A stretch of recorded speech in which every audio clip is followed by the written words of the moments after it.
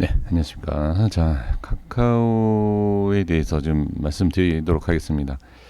지금 이제 손실이 좀 있으신 상황에서 이제 추가적인 매수에 대한 내용을 말씀을 해주셨는데, 자, 바로 말씀드려보면 뭐 여러 가지 말씀드릴 내용이 없어요. 뭐 기업이 어떻고 뭐 수급이 어떻고, 예, 그런 거 다 의미 없습니다. 그런 거 의미 없고 바로 이제 결론으로 넘어가 보면, 지금 상황에서 흐름을 먼저 보셔야 돼요. 엄청난 상승 이후에 지금 눌리고 있는 과정이지 않습니까?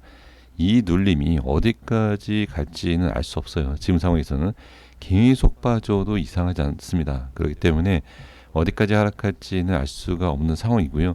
그리고 반등이 나온다 하더라도 이런 식으로 저항받고 빠지고 저항받고 빠지고 이런 모습입니다. 그래서 예를 들어 추가 매수를 하신다 하더라도 이렇게 상승한다라고 생각할 것이 아니라, 상승이 어느 정도 나오면 거기에 있어서 정리를 하셔야 돼요. 그래서 예를 들어 지금 평단이 얼마이시고, 그리고 어디에서 이제 추가적인 매수, 만약에 지금 한 1,000만 원으로 예상, 그러니까 말씀드려볼게요. 예를 들어서 1,000만 원을 1차에 매수하셨다라고 하면, 위치에 따라 첫 번째 매수가 어딘지 모르겠지만 손실이 좀 크신 분들께서는 1,000만 원 이상 들어가셔야 됩니다. 그렇죠? 예, 이런 부분은 제가 자주 말씀을 좀 드리곤 하는데, 그리고 지금 보시면 전저점이죠. 단순하게 보십시오. 예, 이 전저점이지 않습니까? 여기에 있어서 이 자리가 깨지면 추가적인 하락이 어디까지 나올지를 모릅니다. 자, 그럼 바로 정리해 보면, 지금 매수하시는 건 전혀 상관없습니다. 매수하시는 건 상관이 없는데, 만약에 자 1,000만 원을 처음에 매수하시다라고 하면 1,000만 원 이상을 매수를 하셔야 되고요. 그리고 이탈이 되면 어떻게, 추가 매수한 그 금액은 그대로 손절을 하셔야 됩니다. 다시 이렇게 하락이 나오고 들어 올리는 모습이 나온다 하더라도 분명히 자르셔야 됩니다. 그리고 어느 정도 다시 한번 뭐 다시 올라와서 매수를 하신다 하더라도 일단은 하락이 나오면 자르셔야 돼요. 예, 일단 이렇게 말씀드려봅니다. 그리고 두 번째, 어떻게 상승이 나온다 하더라도 이렇게 올라갈지는 알 수 있는 게 아닙니다. 알 수 있는 게 아니다 보니까 지금 보시게 되면 하락이 나오고 반등이 나오지만 반등에 대한 저항이 생기고 다시 저항이 생기고 이런 모습이 비지 않습니까? 이러한 모습에서 정확하게 뚫고 올라가는 모습이 나오면 상관이 없지만, 그렇지 않았을 경우에 어떻게 다시 빠지고 계속 빠집니다. 그래서 지금은 매수는 가능하다. 예, 시장이 상당히 좋지 않은 것까지 그냥 생각하시면 됩니다.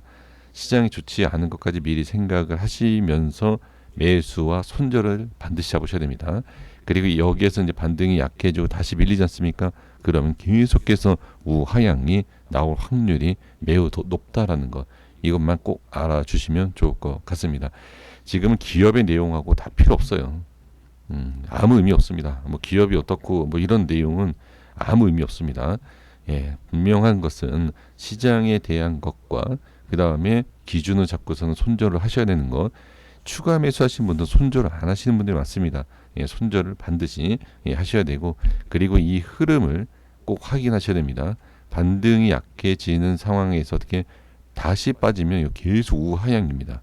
그렇기 때문에 지금 손절을 반드시 잡으셔야 되고, 그리고 돌려줌에 있어서 이 흐름을 꺾는 강한 상승이 나온다라고 하면 홀딩이 가능하지만 우에 저항대가 좀 많이 있는 상황이기 때문에 이 또한 쉽지 않습니다. 이게 뭐 올라갈지 저항받고 빠질지 이거를 알 수 있는 게 아니기 때문에, 올라가다가 약간 꺾이는 듯한 그런 느낌이 있을 때는 바로 정리를 해 주심이 어떨까 싶습니다.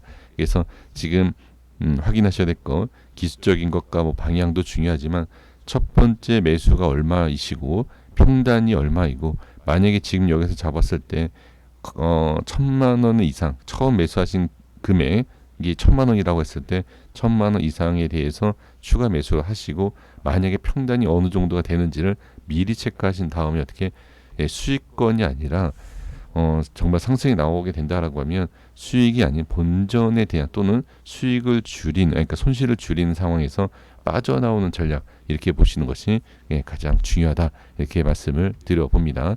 자, 여기에서 다시 말씀드리지만 이탈이 됐을 때는 쉽지 않다라는 거, 반등이 나와도 정말 강한 반등이 아니면 계속 우하향이다라는 것을 말씀을 드려봅니다. 여기까지 했습니다. 구독과 좋아요 부탁드리겠습니다. 감사합니다.